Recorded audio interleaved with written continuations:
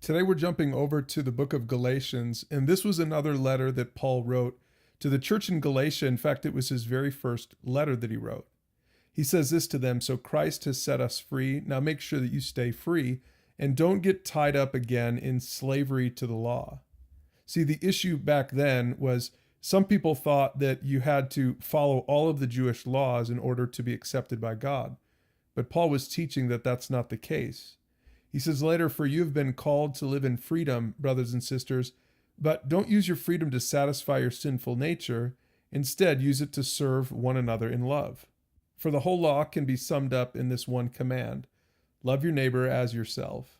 Paul wants to make sure that the Christians in Galatia understand that they're saved by grace, but that doesn't mean that they should live reckless, selfish lives.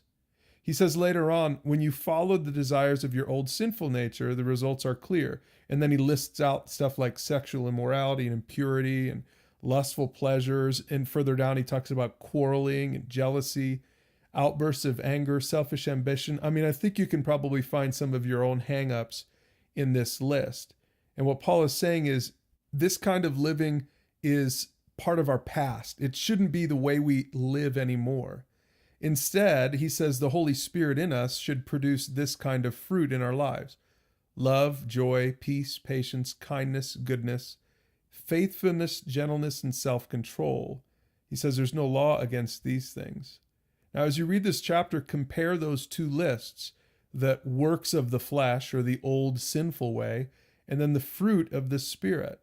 And ask yourself just a real honest question: do I have more and more fruit of the Spirit evident in my life? If you're a follower of Jesus, you should.